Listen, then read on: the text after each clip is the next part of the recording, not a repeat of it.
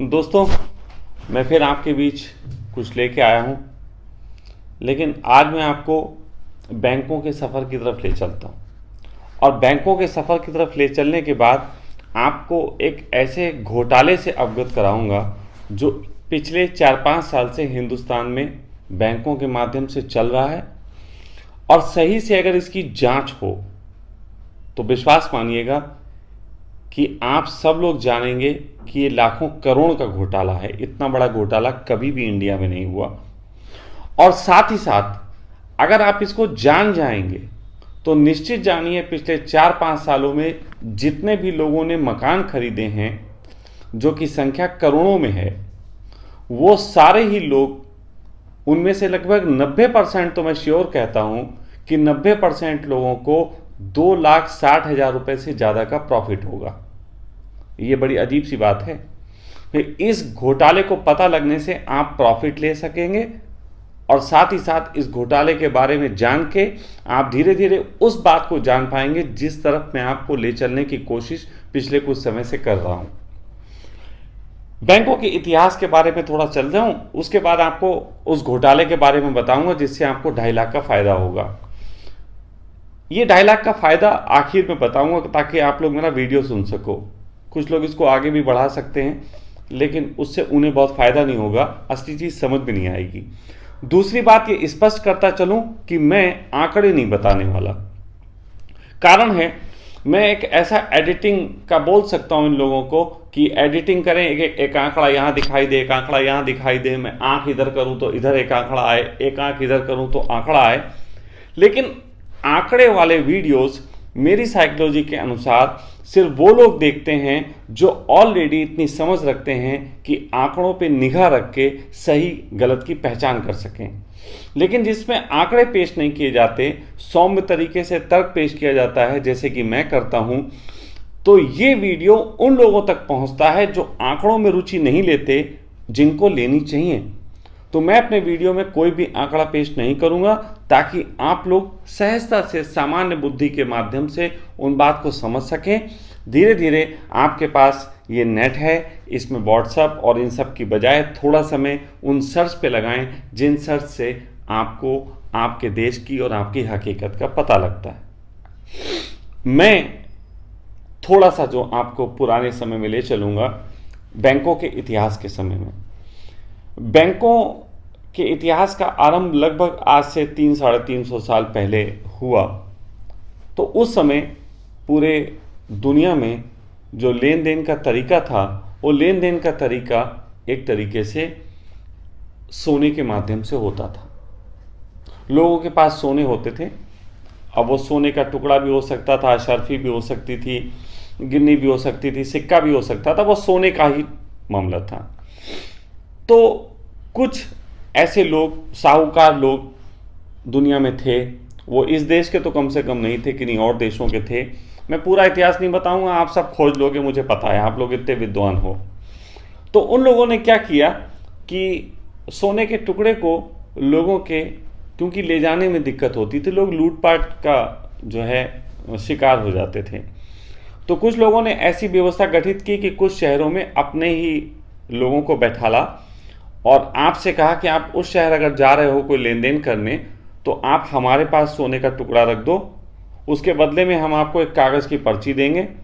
वो नोट कहलाता था। तो उस नोट के बदले आप वहाँ जाना, वहाँ जाके इस तरीके से अपना सोना ले लेना हमारे आदमी के पास, थोड़ा सा उसे आप पैसा दे देना। तो इस तरीके से वो लोग उनके उसमें आके, और वो व्यवस्था सही थी, लोगों ने ऐसा करना शुरू कर दिया। लेकिन धीरे धीरे फिर लोगों ने चालाकी दिखाई। लोगों ने चालाकी ये दिखाई कि जब उन्हें वो रसीद दी जाती थी, तो क्योंकि उन्हें कुछ पैसा देना पड़ता था, तो उस पैसे की बचत करने के लिए लोगों ने फिर रसीदों का ट्रांजैक्शन शुरू कर दिया। अब लोग रसीदों का ट्रांजैक्शन कर रहे थे, सोना रखा हुआ था कुछ लोगों के पास। तो ऐसी स्थिति में हुआ ये कि उन लोगों को जब खबर लगी कि अब ये लोग हमारे पास लेने नहीं आ रहे, हमें पैसा नहीं मिल रहा, लेकिन लोगों ने जो था वो पर्चियाँ चला रखी हैं, तो उनके दिमाग में एक आइडिया आया। उन्होंने वो पर्चियाँ, नकली पर्चियाँ जो कि किसी ने उनके पास गिरवी नहीं रखा था, वो चला दी। इस तरीके से चला दी हजारों की संख्या में पर्चियां कि उन लोगों के पास बहुत सारा धन इकट्ठा हो गया और वो हवा में पर्चियां पर्चियां चल रही थी। ये थी व्यवस्था सोने की, जिसको कुछ लोगों ने कंट्रोल किया और फिर एक बैंकिंग व्यवस्था को जन्म दिया। तो पहले बैंकिंग व्यवस्था जो थी इस तरीके से आरंभ हुई। पहले सोने का लेन देन था, लेकिन सोने का हिसाब रखा जाता था। फिर दुनिया में भी लेन देन सोने का होता था। फिर इन्हीं लोगों ने आगे चल के कुछ देशों में अपनी ये व्यवस्था फैलाई और वहाँ का सोना धीरे धीरे अपने पास इकट्ठा करना शुरू कर दिया। हालत ये आ गई कि इन लोगों ने बहुत से ऐसे काम किए जो कि लोगों को लड़ाने के, इवन कि देशों के युद्ध कराने के काम थे। धीरे धीरे ये लोग व्यवस्था को कागजी व्यवस्था की तरफ लाने लगे। इसमें इन्होंने 100-125 साल का वक्त लगा। अब ये मत समझिएगा एक आदमी इतने लंबे समय जिंदा रहा, वो मरता रहा, लेकिन उसकी वो सोच चलती रही। उसके परिवार को ये हक रहा कि वो संभालता रहे। तो ऐसे में धीरे धीरे उन्होंने कागजी नोट के ऊपर लाए। अब आप सोचो पहले कि किसी ने उनके पास 100 सोने के टुकड़े रखे और उन्होंने कागजी तरीके से दिखा दिए कि 1000 सोने के टुकड़े रखे हुए हैं, तो लोगों से उतनी ही बड़ी संख्या में वो अपने पास धन भी इकट्ठा करते थे, साथ साथ उतनी बड़ी संख्या में वो ब्याज भी लोगों से ले लेते थे। तो ऐसा करते करते एक स्थिति वहां पे पहुंची जब इन्हें लगा कि सोने की तो एक लिमिट है, कहां तक लिया जा सकता है। पूरी दुनिया का सोना धीरे धीरे इन्होंने इकट्ठा करना शुरू कर दिया अपने पास। तो फिर वो दौर आया कि लोगों से सोने से कब्जे करने के लिए लगभग इसी सदी में, पिछली सदी में, 19वीं सदी में, 20वीं सदी कह सकते हैं, 19वीं, तो वर्ल्ड बैंक की संरचना हुई। वर्ल्ड बैंक की जो संरचना हुई वो कुछ इस प्रकार से हुई थी कि पूरी दुनिया के लोग उसमें पैसा रखेंगे और फिर वो पैसा जो है वो किसी ज़रूरतमंद देश को दिया जाएगा, इस हिसाब से कि उसकी खुशहाली के लिए काम आए, और वो उस पर ब्याज देगा। बड़ी अजीबोगरीब व्यवस्था थी, खुशहाली के लिए दिया जाता था। मामला बढ़ते बढ़ते हालत ये हो गई कि ये साहूकारिता की जो चालाकियां थीं वो इस कदर बढ़ गई कि पूरी दुनिया का सोना उन्होंने समेट लिया और पूरी दुनिया में एक कागज़ का टुकड़ा चलता रहा जिसे आज आप सब लोग डॉलर के नाम से जानते हैं। एक ज़माने में डॉलर और रुपए की कीमत बराबर होती थी, लेकिन उन्होंने दुनिया को आर्थिक तंगी में घसीटने के लिए पहले युद्धों का भी निर्माण किया। पहली एक तरीके से विश्व युद्ध कराया, फिर दूसरा विश्व युद्ध कराया और दुनिया में उन्होंने अपना साम्राज्य स्थापित किया। लेकिन जिस तरीके से सोना जब वो कलेक्ट कर रहे थे रुपए के माध्यम से, आप समझिएगा बात को, यहाँ टेक्निकल बात है, सोना जब है वो ले रहे थे लोगों से और लोगों को डॉलर दे रहे थे, तो लोगों को ये था उम्मीद कि हम डॉलर वापस करके अपना सोना ले सकते हैं। और ऐसा ही किया सन 70 से 75 के बीच में फ्रांस के राष्ट्रपति ने। जब फ्रांस के राष्ट्रपति ने ऐसा किया तो ऐसा करने में उन्हें ऐसा लगा कि हमसे सोना वापस लिया जा सकता है, और तब नए तरीके की साजिश की रचना की गई। पूरी दुनिया में जो बैंकिंग सेक्टर थे वो आज भी जितने बैंकिंग सेक्टर हैं कुछ थोड़े से लोग ही उसको चलाते हैं और कहने को वो राष्ट्रीयकृत बैंक होते हैं, लेकिन कोई भी राष्ट्रीयकृत बैंक हमारे देश में इस समय नहीं है। 1-2 बचे होंगे, बाकी सभी प्राइवेट बैंक सेक्टर हैं। तो ये इस तरीके से करके जब वो सोने को मांग रहे थे अपने डॉलर के बदले में, तो उन्हें लगा कि ये भी एक लिमिट है कि डॉलर भी हमारा लिमिट में है, सोना भी लिमिट में है, सोने की भी गिनती हो सकती है, डॉलर की भी गिनती हो सकती है। तो यहाँ पे एक नए तरीके का एक धीरे धीरे उन्होंने व्यवस्था गांठी कि लोगों को कैसे बेवकूफ़ बनाएं, क्योंकि जिस प्रकार पहले सोना उन्होंने ज़रूरत से ज़्यादा आदमी को शो कर दिया, उसी तरीके से दोबारा उन्होंने ज़रूरत से ज़्यादा डॉलर छाप दिए जितने छापने की अनुमति भी नहीं थी। और जब वो अनुमति नहीं थी और छाप दिए, उसके बाद ही एक ये नियम भी लाए कि अर्थव्यवस्था में रुपए छापने के लिए ज़रूरी नहीं होगा कि किस देश के पास कितना सोना होना चाहिए। आज भी बहुत से लोग ये समझते हैं हमारी सरकार सिर्फ उतना ही रुपया छापती है जितना कि हमारे पास सोना होता है, जबकि ये बात गलत है। बहुत लंबा पेंच है, इसलिए सब आपको समझा नहीं पाऊंगा, लेकिन आप ये समझिए कि उसी तरीके से जब डॉलर ज़्यादा छापा गया, नोट भी ज़रूरत से ज़्यादा छापा गया, तो ऐसी स्थिति में वो भी तो एक लिमिट में था। अगर सारे लोग इकट्ठे होके, पूरे हिंदुस्तान के मान लीजिए सारे लोग इकट्ठे होके अपना रुपया लेके जाएं और कहें मैं सरकार से सोना दो, तो सरकार नहीं दे सकती। ये एक प्रॉब्लम को देखते हुए उन्होंने कहा कि अब मामला थोड़ा सा और आगे बढ़ता है। फिर आया डिजिटल करेंसी, करेंसी को डिजिटल करने की कोशिश की, क्योंकि टेक्नोलॉजी आ चुकी थी और वो टेक्नोलॉजी का हमेशा से बेहतर आगे से आगे उपयोग करते थे। ऐसी कंडीशन में उन्होंने डिजिटल जो है वो ट्रांजैक्शन, और अब तो आप जानते हैं कि डिजिटल करेंसी ज़्यादा चल रही है, रियल करेंसी ज़्यादा नहीं चल रही। अब यहाँ पे खेल शुरू होता है उन आंकड़ों का जिन आंकड़ों को आप थोड़ा जान के हैरान हो जाएंगे।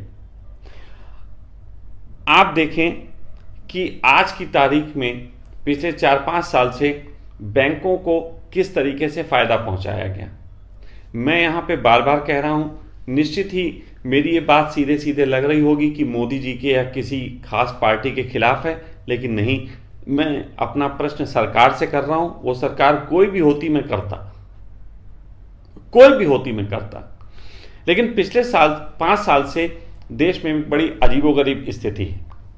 इसको परिचित कराने के लिए मैं उन लोगों पे ध्यान आकर्षित करूंगा अपना, जो लोग टैक्स देते हैं। हम लोग टैक्स क्यों देते हैं? हम लोग टैक्स क्यों देते हैं?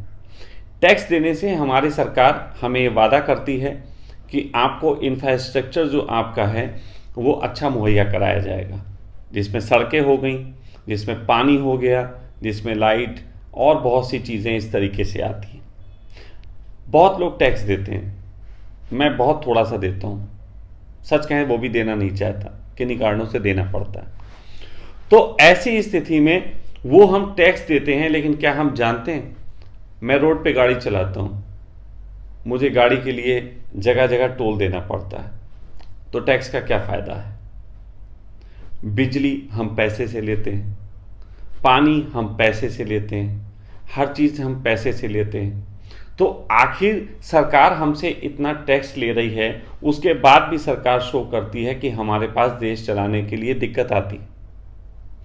और कुछ सालों से तो हालत ये हो गई है, हम रोड बनाने के लिए विश्व बैंक से कर्जा लेते हैं, हम अपनी लाइटिंग अच्छी करने के लिए विश्व बैंक से कर्जा लेते हैं, सिलेंडर बांटने के लिए कर्जा लेते हैं। यहाँ तक कि अपने अभी बिहार में हमारे नीतीश जी ने कहा है, और ऐसा पूरी इंडिया में है, कि हम कुपोषण बच्चों को जो भोजन देते हैं उसके लिए भी विश्व बैंक से कर्जा लेते हैं। क्या हमारे देश की स्थिति ये आ गई है कि हम उनसे कर्जा लें अपने बच्चों को खिलाने के लिए? ये सारी बातें मैं इसलिए कह रहा हूं क्योंकि इसका लौट फेर के असर जो है हमारी अर्थव्यवस्था पे भी पड़ता है, हम सब पे पड़ता है। हमारे बैंकिंग सेक्टर इसके बहुत अच्छे तरीके से हमें गुलाम बनाने में सहयोग करते हैं उनको, और हमें ये पता भी नहीं लगता। आप देखो, हमारे देश की अभी जो आज ही की तारीख में निर्मला सीतारमण वगैरह ये जो हैं वित्त मंत्री, इस समय उन्होंने कुछ पेश किया है कि हमारे देश की जो जीडीपी है, जीडीपी साल की जो जीडीपी है वो इस साल की लगभग 190 लाख करोड़ रुपए की है।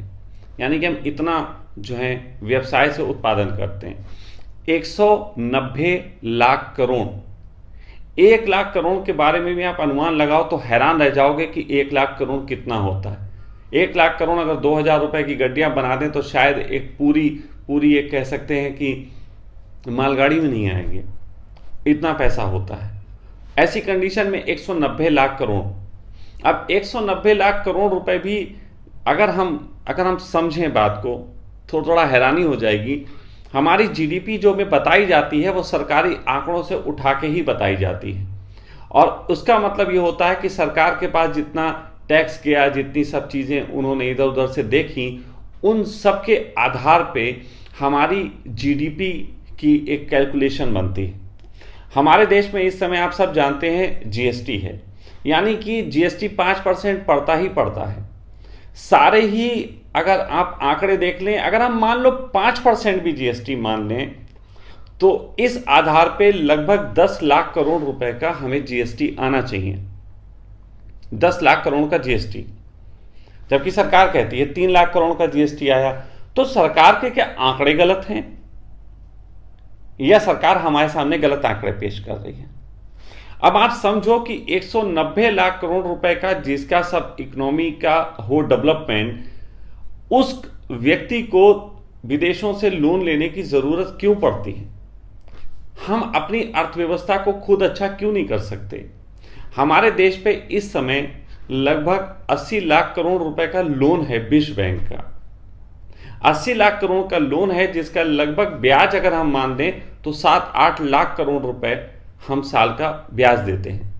8 लाख करोड़ रुपए ब्याज देते हैं और ये लोन लेने की दर लगातार बढ़ती जा रही है और ये बड़े सलीके से बढ़ाई जा रही है। देखिए बैंक आपको क्या करते हैं, क्योंकि लोन हमें क्यों लेना पड़ता है? लोन लेना पड़ता है हमें कि हमारे इंफ्रास्ट्रक्चर में और पब्लिक जो डिमांड कर रही है हमें वो शो करना है कि हम अच्छा कर रहे हैं, हम सरकार आई है तो कुछ अच्छा करेगी, फिर वो अच्छा करेगी, इसके लिए लोन लेती है। वो लोन लेती है और साथ ही साथ जितना भी ये रेवेन्यू जनरेट करते हैं उसमें से बहुत बड़ा खर्चा हमारा डॉलर के रूप में जाता है और वो डॉलर के रूप में जाता है वे विदेशों से जो सामान खरीदते हैं, साथ ही साथ तेल खरीदते हैं। तेल लगभग हम 20 लाख करोड़ का खरीदते हैं, 20 लाख करोड़ का तेल खरीदते हैं। अभी बहुत सारे आंकड़े फिर आप फंसने लगोगे, आप कहोगे कहाँ स्वामी जी ऐसी बातों में आ गए, लेकिन आप मूल मुद्दे पे जाइए। अब मूल मुद्दा यह है कि बैंक आज की तारीख में हमें लोन दे रहे हैं। बैंक लोन देते हैं, बैंक किस चीज़ पे लोन ज़्यादा जल्दी से दे रहे हैं? 2 चीज़ों पे लोन बहुत जल्दी दिया जा रहा है। मकान लो, लोन जल्दी मिलता है। उसके अलावा आप गाड़ी खरीदना चाहो, लोन बहुत जल्दी मिलता है। गाड़ी आप खरीदते हो, इससे लोन का क्या फ़ायदा होता है वो समझ लो। उनको क्या फ़ायदा होता है? गाड़ी आप खरीदते हो, एक तो आपकी गाड़ी की वैल्यू घटती चली जाती है, ये जीडीपी को गिराने में सहयोगी होती है, बहुत ज़बरदस्त सहयोगी होती है। इससे हम दुनिया की टक्कर में अपनी जीडीपी अच्छी नहीं दिखा पाते, क्योंकि करोड़ों गाड़ियां वैल्यूएशन घट जाती है। अब वो वैल्यूएशन घट जाने के कारण हमारी जीडीपी ग्रोथ नहीं कर पाती। ऐसी स्थिति में गाड़ियां ज़्यादा होंगी तो ज़्यादा पेट्रोल पिएंगी, ज़्यादा तेल पिएंगी, ज़्यादा तेल पिएंगे तो हमें और ज़्यादा वहाँ से खरीदना पड़ेगा। वो खरीदने के लिए हमें डॉलर का उपयोग करना पड़ेगा। डॉलर हमारा इतना महंगा है, वो सब आप समझते हो कि अमेरिका का है, लेकिन अमेरिका के पीछे भी कुछ लोग बैठे हैं, वो इसको कंट्रोल करते हैं। आपको कंट्रोल करते हैं उसका एक प्रमाण देता हूं। दुनिया के सारे बैंकों और सारी अर्थव्यवस्था के आंकड़े विश्व बैंक के पास उपलब्ध हैं। वो पूरी दुनिया को बताता है कि आपका इतना आंकड़ा है, आपका इतना आंकड़ा है, आप में यहाँ कमी है, आप में वहाँ कमी है, ये वो बताता है, उसके रिपोर्ट चार्ट हैं।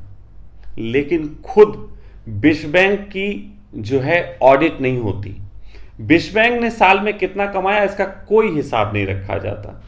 वो कहाँ जाता है, किसके पास जाता है, इसके बारे में किसी को कोई सूचना नहीं। और विश्व बैंक अंदर ही अंदर सबको पकड़ के बैठा हुआ है।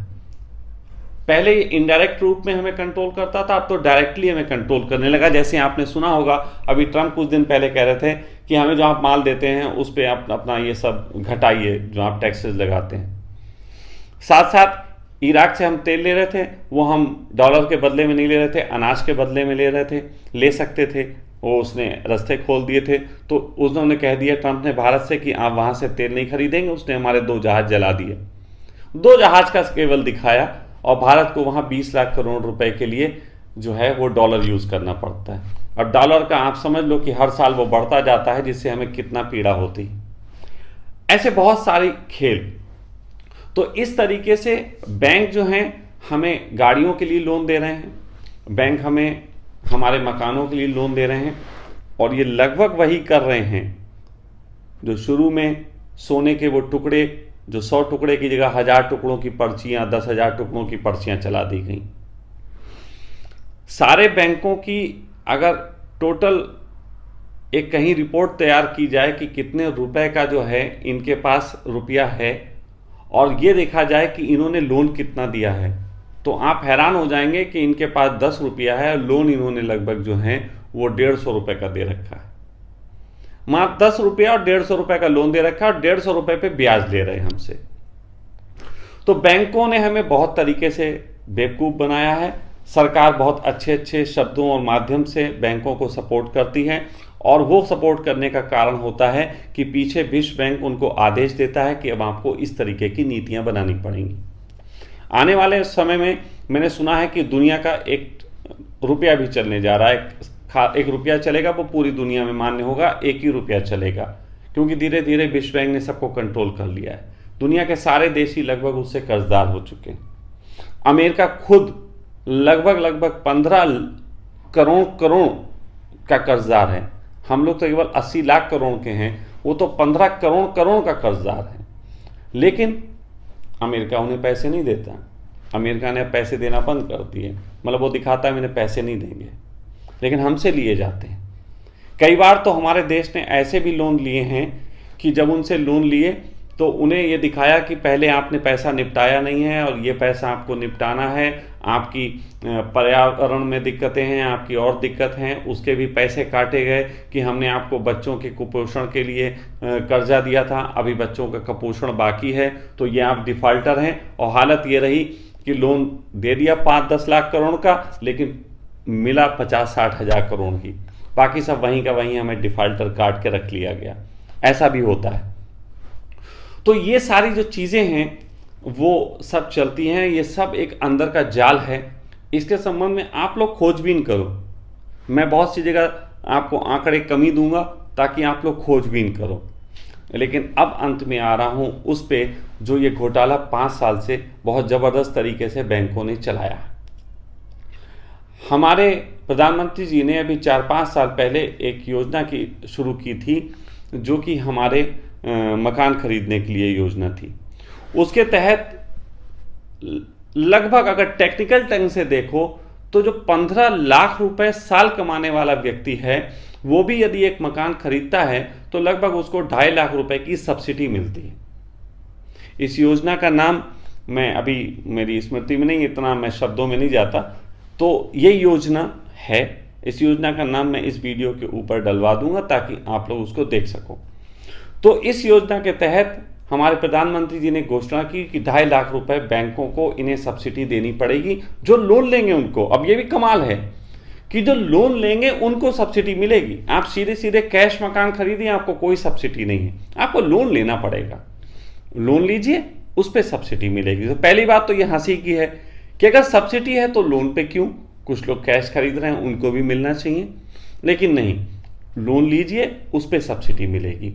और ये लगभग छोटे मकान 7-8 लाख रुपए से जो शुरू होते हैं, उससे लेके आप 40-50-60 लाख रुपए तक के मकान भी खरीदते हैं तो उस पर भी आपको ये सब्सिडी उपलब्ध होती है। ये टेक्निकल है थोड़ा सा, ये आप उस योजना में देख सकते हैं। अभी मैंने कहा ऊपर डलेगा, आप देख लीजिएगा। तो इस योजना जो है के तहत 2.5 लाख रुपए का लोन लगभग 2,60,000, 67,000, 2,40,000 ऐसे के आसपास आपको छूट होती है। और ये भी नियम है कि बैंकों को ये बता देना चाहिए आपको कि ये सब्सिडी है। लेकिन अभी हमारे एक मित्र हैं, उन्होंने इसकी खोज की, वो मुझसे जुड़े हुए हैं, इस पर देखते हैं काफ़ी वीडियो। तो उन्होंने मुझे कहा कि आपकी बातें सुन के मैंने थोड़ी रिसर्च की और पता लगा उनका एक कॉलोनी में मकान उन्होंने लिया है। उस कॉलोनी में 550 फ्लैट्स हैं। 550 फ्लैट में उन्होंने भी वो मकान लिया और उन्होंने कहा कि लगभग सब उसी कैटेगरी में आते हैं जिस कैटेगरी में उनको 2,60,000 की छूट मिलनी चाहिए थी। लेकिन वो बताते हैं कि उन्हें ये छूट नहीं मिली। और जब उन्होंने पता किया तो पूरी कॉलोनी में 550 मकानों में केवल 7 या 8 मकानों को वो छूट मिली, बाकियों को छूट नहीं मिली। अब उन्होंने इसकी एप्लीकेशन डाली हुई है बहुत लोगों तक कि भाई हमें भी छूट मिलनी चाहिए। और वो कहते हैं ऐसा कई लोगों ने किया कि 2-4 साल बाद उन्हें पता लगा और उन्होंने डाली, फिर उनको थोड़ा बहुत टहला टुलू के, थोड़ी बहुत रिश्वत खा खू के मिल जाती। सीधे सीधे क्यों नहीं मिलती? सीधे सीधे मिलनी चाहिए, सीधे सीधे लॉ है। अब एक कॉलोनी की, सिर्फ एक शहर की बात कर रहे हैं, एक कॉलोनी की जिसमें 550 मकान थे और उसमें सिर्फ 7 लोगों को छूट मिली, तो औसत अगर निकाला जाए तो 5% लोगों को इसका लाभ मिला। अगर पूरे 4 साल की गणना करें तो कम से कम पूरे हिंदुस्तान में कई करोड़ फ्लैट बिके होंगे। मान लीजिए 5 करोड़ फ्लैट उसमें रेशियो में आ जाएंगे, क्योंकि दिल्ली और बड़ी शहरों में तो बहुत बिक रहे हैं और छोटी छोटी जगह भी ये सब शुरू हो गए हैं। लोग आजकल लोन लेके ही जो है अपने फ्लैट और ये सब मकान लेते हैं। तो उस कंडीशन में 5 करोड़ भी अगर मान लें तो उसमें फ़ायदा ये मिला कितना, 5% के हिसाब से 25 लाख लोगों को फ़ायदा मिल गया होगा। और वो भी वो लोग होंगे जिन्होंने रिश्वत दे दे के थोड़ी बहुत जुगाड़ लगा के ले लिया होगा। आधी रिश्वत बैंकों ने सीधी सीधी खा ली होगी। ये बैंक कौन सी अपने बही खाते में लिखते हैं कि हमने इस तरीके से किया? कौन से बही खाते में लिखते हैं? अगर हम 4 लाख को घटा के आधा भी कर दें, 2 करोड़ ही कर दें, हो सकता है मेरे आंकड़े ज़्यादा हो, 2 करोड़ भी कर दें, तो 2 करोड़ लोगों पे 2.5 लाख के हिसाब से जरा घोटाले का हिसाब लगा लेना कि कितना बड़ा घोटाला है। लगभग 5 लाख करोड़ रुपए का ये घोटाला होता है। 5 लाख करोड़, ये 5 लाख करोड़ बैंकों ने खाए। अब आप समझो कि 550 फ्लैट में 5 फ्लैटों को 7 फ्लैटों को मिला, 500 550 को नहीं मिला, 500 को भी मान लें तो 500 के 2 लाख के हिसाब से अगर हिसाब भी लगा लें तो ये समझ लीजिए कि आप इसमें कई करोड़ हो गए। और उस कई करोड़ को भी इन्होंने लोगों को टैक्स वो दिया, लोन दिया, और उस लोन के भी इन्होंने इंटरेस्ट खा रहे हैं। जबकि लगभग हमारे देश के सभी बैंक अपना सालाना फायदा मुश्किल से 5,000 7,000 करोड़ दिखाते हैं, बाकी कोई फायदे में नहीं चलते, दिखा दिया जाता है घाटे में चल गए। इनका कौन ऑडिट करता है? कौन सी सरकारी व्यवस्था ये सब इनको देखती है? आप लोग सोच रहे होंगे कि ये लोग बहुत बड़ी संख्या में इनके पास एम्प्लॉय हैं, उसमें खर्चे जाते होंगे। तो भाई अब तो ट्रांजैक्शन डिजिटल होने लगा है। डिजिटल ट्रांजैक्शन में आपको 100 रुपये के ट्रांजैक्शन पे 1 रुपया तो बैंक ले लेता है। प्रतिदिन लाखों करोड़ का घोटाला ये वैसे ही ऐसे खा रहे हैं हमसे, लाखों रुपया हमसे इसी तरीके से ले रहे हैं, और ना जाने किस किस तरीके के हम पे पैसे काट लिए जाते हैं, किस किस तरीके से हमको जो है ये बेवकूफ़ बनाने का काम करते हैं। जैसे महीने में 15 रुपये ये SMS के लेते हैं, 15 रुपये 30 रुपये ये SMS के लेते हैं हमको, जो प्रतिदिन एक SMS आता है उसके, जबकि SMS आज की तारीख में फ्री हैं। बहुत पैसे से अगर खरीद लो तो 5 पैसे का एक SMS पड़ता है। अगर ये 30 SMS हमको भेज देते हैं तो आप हिसाब लगा लो कितने पैसे के हो गए। और ये हमसे 30 रुपये लेते हैं। लाखों अकाउंट हैं, हर एक से 30 रुपये लिए जा रहे हैं। बस लोग 30 रुपये देखते नहीं, 30 की कोई वैल्यू नहीं समझते। लेकिन सारा ही सारा खेल ये हो रहा है डिजिटल के आड़ में, क्योंकि अब डिजिटल करेंसी को आप कैसे काउंट करोगे, किसके पास कितना है काउंट करोगे, और सब बैंक आपस में मिले हुए हैं। सपोज दैट अगर हम कहें कि 5 साहूकार बैठे हैं और 5 साहूकारों के बैंक हैं, किसी के 4 हैं, किसी के 5 हैं, किसी के 6 हैं, और वो साहूकार आपस में सेटिंग है कि अंक दिखाते रहो झूठे, हम सब पीछे काम कर रहे हैं, क्योंकि असली चीज़ तो ब्याज आना है। अंक तो झूठे जितने दिखा दो, एक अंक दिखा दिया, हमने 10 लाख दिए, उसने कहा कि तुम्हारे बैंक में गए, अब वो हम मानते हैं, चलो हम मानते हैं पीछे आपस में क्या चल रहा है, वो सब आपस की सेटिंग है, लेकिन लोगों से ब्याज बहुत बड़ा संख्या में लिया जा रहा।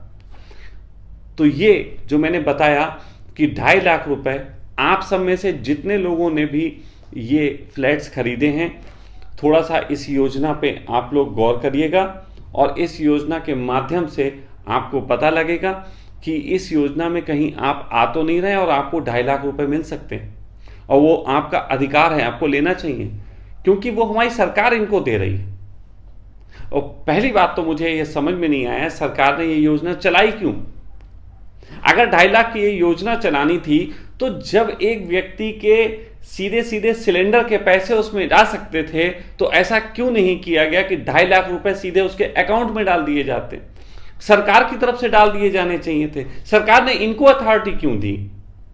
सरकार हमको दे सकती थी अथॉरिटी सीधे सीधे कि आपके बैंक में पहुंच जाएंगे, आप जैसे ही लोन लेते हो सरकार का एक सिस्टम है, वहां पता लगेगा कि इन्होंने लोन लिया, ठीक है भाई आपको 2.5 लाख रुपए पहुंच गए। ऐसा भी तो हो सकता था। कोई तो गड़बड़ झाला है, बहुत बड़ा गड़बड़ झाला है। कोई तो हमारे साथ खेल खेला जा रहा है, इतना भयंकर खेल कि हमें पता भी नहीं चल रहा, और हम बहुत सरलता से एक ऐसे जाल में फंसते जा रहे हैं कि किसी दिन सरकार भी हमें छोड़ के भाग खड़ी होगी।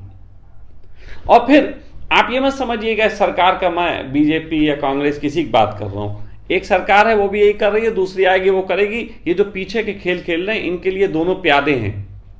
थोड़े दिन उन्होंने कहा कांग्रेस चल लो अपनी चाल, उन्होंने कहा 10-15 साल कांग्रेस ने चला, पब्लिक में इसकी बदनामी होने लगी, थोड़ा अच्छा नहीं है। उन्होंने कहा भाई अब कांग्रेस तुम पीछे आओ और ये मोदी जी आप आगे जाओ। अब मोदी जी को सपोर्ट दे दिया। इसीलिए आपको इस तरीके के घोटाले की बात ना तो कोई आपकी विपक्षी पार्टियां बताती हैं और ना ही आपको वो चैनल बताते हैं जो कोई कहता है बीजेपी चैनल है, कोई कहता है कांग्रेस चैनल है। आपको ये सूचना उस पर भी नहीं दी जाती है। ये सूचना जानना बहुत ज़रूरी है। और आपको एक बात बता दूं, बहुत से ऐसे लोग जिन्होंने इस तरीके की चीज़ें कहीं, इन लोगों के खिलाफ कहीं, उनकी हत्याएं हुई, ये मुझे पता है। और हत्याएं बड़ी रहस्यमय ढंग से होती। इसरो के 700 वैज्ञानिक मरे हैं और उसकी मैं कल जांच कर रहा था तो पता लगा कि इसरो के 700 वैज्ञानिक मरे, जिसमें से बहुत से सुसाइड हो गए, किसी को अचानक बीमारी हो जाती है कुछ और वो मर जाते हैं। और उनके घर वालों ने भी लिखा है सुसाइड का कोई कारण ही नहीं है, पता नहीं कैसे सुसाइड कर लिया, कोई रेल के किनारे पड़ा पाया गया कटा हुआ, कोई कुछ। ये सब बड़ी अजीब स्थिति, इस पर रिट पड़ी हुई है। इसके बारे में भी कोई चैनल नहीं दिखाता कि हमारे इसरो के 700 वैज्ञानिक मरे हैं पिछले 5 सालों में। और ये सब वो वैज्ञानिक थे लगभग जो कि एनर्जी पे रिसर्च कर रहे थे। एनर्जी का मतलब समझते हो? एनर्जी का मतलब ऊर्जा, ये हमारी बिजली और ये सब। अगर हमें यही बहुत सब सस्ती उपलब्ध हो जाए तो हम बहुत हद तक, बहुत बड़ी संख्या में इससे भी पैसा खड़ा कर सकते हैं। हमारे देश में इतनी कमाई होती है, हमारे देश की हालत हम सब जानते हैं खराब हो रही है। मैं कह रहा हूं कि खराब हो रही है, लेकिन उसके बावजूद भी हम जीडीपी के मामले में दुनिया में 5वें नंबर पे, 5वें नंबर पे।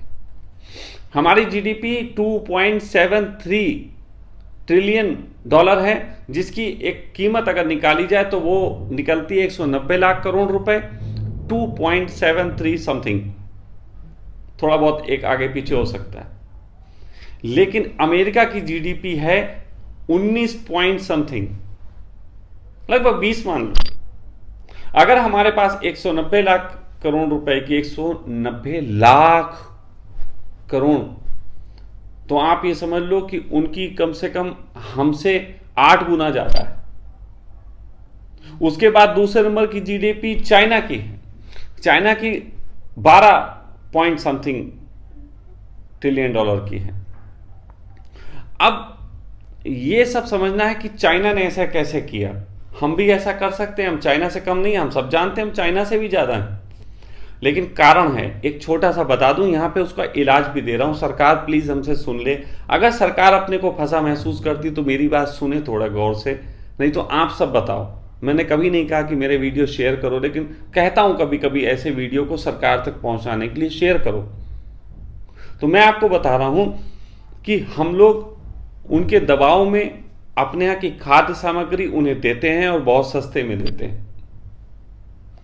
लेकिन चीन थोड़ी चालाकी से काम करता है। चीन उनको सीधी सीधी रॉ मटेरियल नहीं देता, बल्कि उसका कुछ प्रोडक्शन करके उनको बेचता है। जैसे कि हम अपना लोहा देते हैं तो चीन अपने लोहे की साइकिल बना के देता है। हम लोग लोहा देते हैं तो वो देते हैं 250 रुपए का लोहा देते हैं, चीन उसमें 5000 रुपए की साइकिल बना के देता है। यह है चीन की ग्रो का काम। हम लोग अपना रॉ मटेरियल दे रहे हैं। कायदे में सरकार को चाहिए कि अब पूरी तरीके से कि लोन जल्दी उपलब्ध कराया जाएगा गाड़ियों, और इसके लिए तुरंत बंद कर देना चाहिए। और सरकार को चाहिए कि लोगों, बैंकों को यह आदेश जारी करे कि लोगों को बिजनेस के लिए लोन दें जो कि रॉ मटेरियल से कोई चीज बनाए। अब सपोज दैट कि हमने 50, 250, 300 रुपए के लोहे को सही ढंग से ढाला, तो इसमें क्या लगा? इसे ढालने में हमें थोड़ा सा कोयला लगा, बाकी हमारी मैन पावर लगी जो कि ऑलरेडी खाली बैठी है। तो उस खाली मैन पावर से हम वो 250 रुपए का लोहा और उसमें थोड़ा सा और 500 रुपए और मिला के 750, 800 रुपए में हम एक साइकिल तैयार कर सकते हैं जिसकी 5000 रुपए कीमत होती है। और उसको हम 5000 की ना देके हम 2000 मात्र की दे सकते हैं। यानी कि अगर 1,000 में हम पे कोई चीज़ तैयार हुई, हम 2,000 रुपये में दुनिया की मार्केट को दे सकते हो, जो हंसते हुए ले लेंगे। इससे हमारे देशों में लोगों को रोजगार भी मिलेगा और साथ ही साथ सरकार को वहाँ तक पैसा कमाने के जरिए मिलेंगे। आज आप देखते हो सरकारी अर्थतंत्र जिसमें सब आईएएस पीसीएस बड़े बड़े ऑफिसर हैं जो मुझसे बहुत ज़्यादा विद्वान हैं, लेकिन वो सब किस चीज़ में लगे हैं कि आपसे टैक्स कैसे वसूला जाए, कैसे तुम्हें नोच लें, कैसे तुमसे निकलवाएं, जीएसटी निकलवाएं, कैसे इस पे लगे हुए हैं। जबकि इन्हीं सारे लोगों को लगना ये चाहिए कि कैसे हम अपना मैन्युफैक्चरिंग बढ़ा के और विदेशों में सप्लाई करके और हम धन कमा सकें। अब कई लोग कहेंगे कि विदेशी लोग हमसे लेंगे नहीं, तो मैं आपको बता देता हूं कि हमारे देश में इतना अनाज पैदा होता है कि अगर भारत अपना हाथ रोक ले कि अब हम दुनिया को अनाज नहीं देंगे 5 साल तक, 5 साल बहुत बोल रहा हूं वैसे, लेकिन 5 साल तक अनाज रोक ले तो पूरी दुनिया, लगभग आधी दुनिया भूखे मरने के कगार पे आ जाएगी। उन्हें हमसे लेना मजबूरी हो जाएगी। हमारे खाद्य सामग्री इतनी होती है, हमारे पास लोहा और बहुत सब चीज़ें इतनी होती हैं, उन्हें दिक्कत हो जाएगी। लेकिन अब आप लोग कहेंगे 5 साल तक हम रोक लेंगे तो हम पे लोड नहीं हो जाएगा। नहीं, इसको उल्टा कर सकते हैं। 5 साल तक उन चीज़ों को पैकेट में भरिए, उनको प्रिजर्व करिए। प्रिजर्व करने के लिए आप फैक्ट्री लगाइए, लोगों को अपने जॉब दीजिए और 5 साल मात्र में आप इतनी चीज़ें प्रिजर्व कर लेंगे कि बाद में पश्चिम देशों को हम प्रिजर्वेटिव आइटम बेच सकते हैं और दुगने तिगने रेट में बेच सकते हैं। आपको एक ऐसे आदमी के बारे में थोड़ी सूचना दे देता हूं, फिर अपनी बात खत्म करूंगा, जिस आदमी ने पूरी दुनिया में मात्र 2 साल के अंदर अपने देश को शिखर पे पहुंचा दिया था, और वो आदमी था हिटलर। हिटलर को पता लग गया था कि इस तरीके की चीज़ कुछ लोग मिलकर साजिश करके और दुनिया को कब्जे में कर रहे हैं। हिटलर ने पूरे तरीके से अपने आप को रिजर्व किया, अपने देश पे शासन किया, वहाँ अपनी नई नीतियाँ लागू की और मात्र 2 साल के अंदर जर्मनी दुनिया की सबसे अच्छी आर्थिक व्यवस्था बना। लेकिन उसके बारे में फिर जल्दी ही इन लोगों ने दुष्प्रचार करके उसको एक तरीके से हिटलर शब्द ही का मतलब हो गया कि गुंडा, क्योंकि हिटलर एक नाम था, लेकिन अब हमें हिटलर का मतलब है गुंडा। लोग अपने बच्चों का नाम नहीं रखते हिटलर, क्योंकि वो गुंडा समझा जाएगा। तो हिटलर को एक तरीके से बदनाम किया। पहले उसका काम अखबार करते थे, पूरी दुनिया के अखबार क्यों इनके कंट्रोल में थे, बड़े बड़े अखबारों के पीछे से ये लोग मैनेज करते हैं चीज़ों को। अब वही काम आपके न्यूज़ चैनल करते हैं। न्यूज़ चैनल उन देशों को बदनाम करते हैं जो देश इनसे लड़ रहे हैं। न्यूज़ चैनल सद्दाम को बदनाम किया, गद्दाफी को बदनाम किया, न्यूज़ चैनल ने किम जोंग करके वो है उसको बदनाम किया। इस तरीके से इनको पहले बदनाम करते हैं, बाद में अमेरिका बदमाशी दिखाता है और असल बदमाश, असली गुंडा अमेरिका है। लेकिन अमेरिका के पीछे कुछ लोग हैं, फिर आपसे कह रहा हूं, अमेरिका सरकार के पीछे भी कुछ लोग हैं जो इसको कंट्रोल कर रहे हैं, और ना उनका कोई ऑडिट होता है, ना वो टैक्स देते हैं, जबकि पूरी दुनिया में सबसे ज़्यादा धन उनके पास है। शायद पूरी दुनिया का जितना धन है उसका 70% धन उनके पास है। ये आप सोच के हैरान रह जाओगे कि कितनी बड़ी संख्या में यह दौलत होती है। और ये सब, अब वो आप सोचते हो इतना पैसा जिसके पास हो वो सब ये क्यों करेगा, तो आप ये जान लो कि इतना पैसा जिसके पास है वो सब ये इसलिए करेगा कि कहीं ऐसा ना हो लोगों को खबर लग जाए और लोग उसको वापस मांग लें। इसलिए लोगों को डरा के रखो, लोगों को परेशान कर के रखो। जितना आप सब अपनी परेशानियों में फंसे रहोगे इस बारे में चिंतन नहीं कर पाओगे। लेकिन अंत में एक बात कहता हूँ, पूरी दुनिया पे शासन किया था सिकंदर ने, लेकिन जब वो इंडिया में घुसा तो हारा। पूरी दुनिया पे शासन एक वक्त किया था अंग्रेज़ों ने, इंग्लैंड ने, लेकिन इंडिया से वो जो समेटना शुरू हुए, वो आज इंग्लैंड एक छोटा सा देश में ही सिकुड़ के रह गया।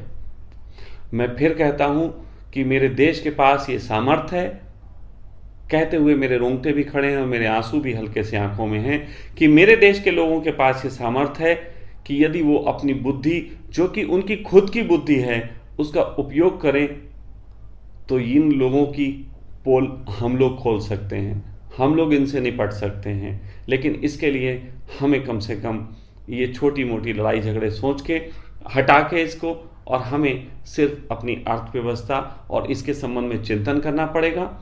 और ये सब बातें मैं इसलिए आपसे कह रहा हूँ, अगर आप ये चिंतन करेंगे और हर आदमी इसको चिंतन करेगा, आपको ये पता लगे, आप औरों को भी बताएं, तो चिंतन करेगा, तो ये धीरे धीरे हमारे सरकार को लगेगा कि हिंदू मुस्लिम की जगह अब अर्थव्यवस्था भी एक मुद्दा है, और सरकार को पब्लिक के साथ डायरेक्ट कम्युनिकेशन में आना पड़ेगा।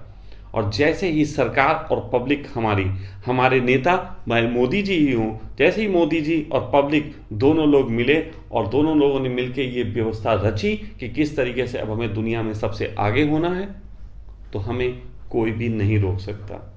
हम भावात्मक लोग हैं, लेकिन भावात्मक लोग उन बुद्धिमान लोगों पे भारी पड़ सकते हैं जो बुद्धिमान लोग भावात्मक लोगों के भावात्मक तरीके से खेल के और इनका शोषण कर रहे हैं।